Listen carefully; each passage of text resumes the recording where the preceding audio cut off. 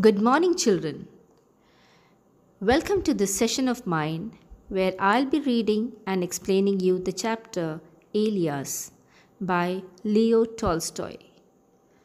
Leo Tolstoy was a famous Russian author and one of the world's greatest novelists.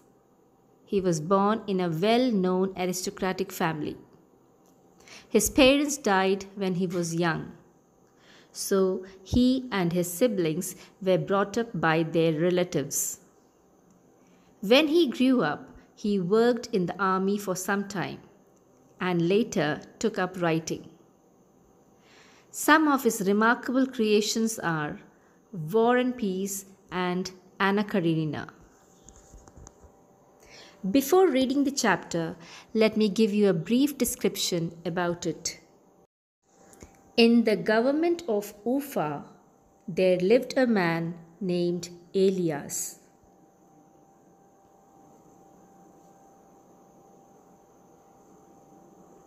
His father had left him no wealth and died a year after Elias got married. At that time, all that he had was 7 mares,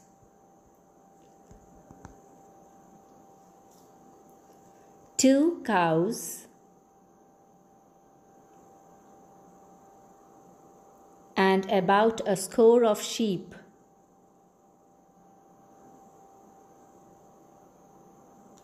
But Elias was a good master. He and his wife, Shemshemagi, worked day and night, thus increasing their possessions year by year. 35 years passed, and by this time he had 200 horses,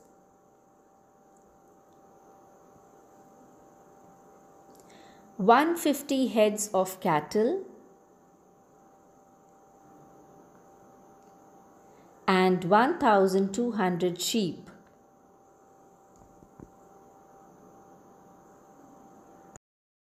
His fame spread far and wide. He was the talk of the town. People envied him. Rich and influential people wanted to be his acquaintances.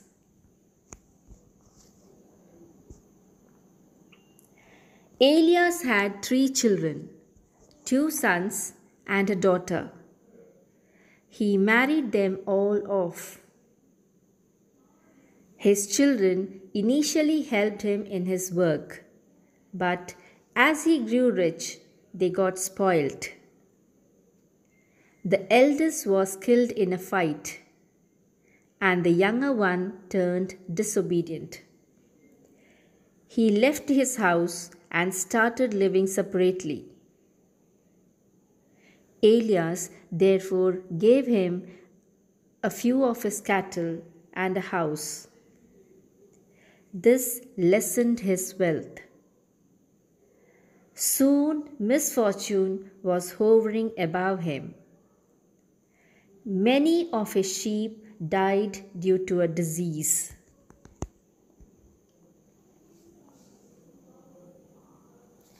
This was followed by a bad harvest. Above all, his best herd of horses was stolen by the Kyrgyz, people of the Mongolian race. His condition was at its worst. He had no one to look after him. He had to sell off everything.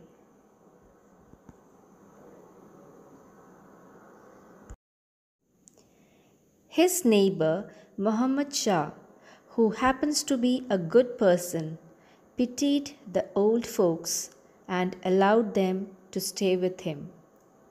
He asked them to look after his melon garden during summers. and feed his cattle during winters.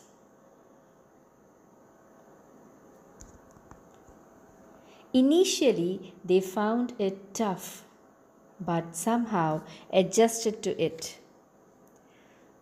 One day, Muhammad Shah's relatives visit him. They are shocked to learn that Elias, who was once a very rich person, worked for Muhammad Shah now. Hearing the views of Elias and his wife about fortune, misfortune, and happiness, the guests initially laughed, but knew that was the ultimate truth. Children, life is not a bed of roses always. Life often surprises us the way we have never imagined. Today you may have everything, tomorrow you may not. Land, house, and money could tumble down any moment because fortune and misfortune live in the same courtyard. It's just a matter of time. Time is the best healer because it teaches us to accept life as it comes and move ahead in life. Children, always remember, every cloud has a silver lining. After every dark night, there's a brighter day. Here are the meanings of a few words which you would come across in the chapter. Acquire, buy or obtain. Possessions, ownership. Tended, looked after or cared for. Influential, very important or powerful. Acquainted, familiar, friendly. Harvest, reap or gather. Saddles, a seat fastened on the back of a horse for riding. Grieve, sorrow. Misfortune, bad luck. Fuel, materials such as coal, gas, or oil that is burnt to produce heat or power.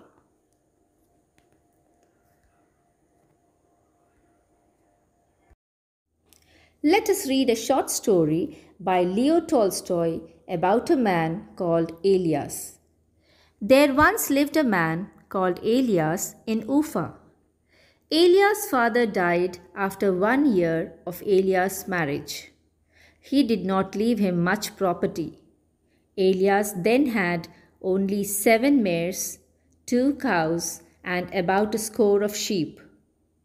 He was a good manager and soon began to acquire more.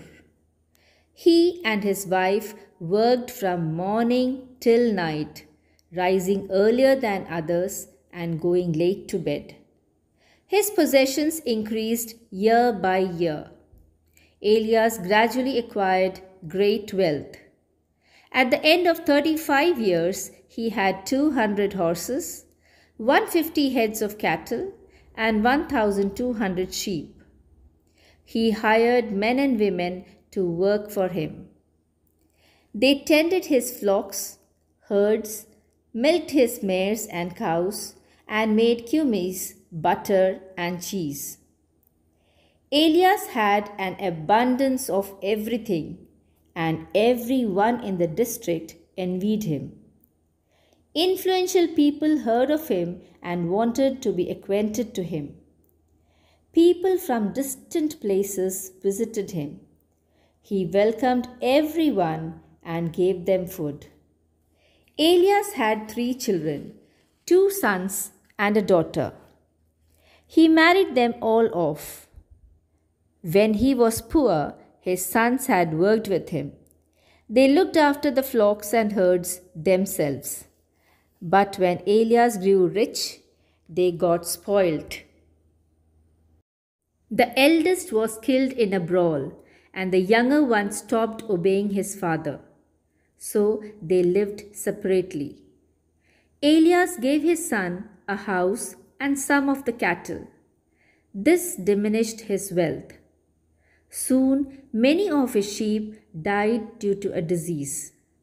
This was followed by a bad harvest, and then the Kyrgyz stole his best herd of horses. His wealth decreased, and he had to sell off his carpets, furs, saddles, tents, and the remaining cattle.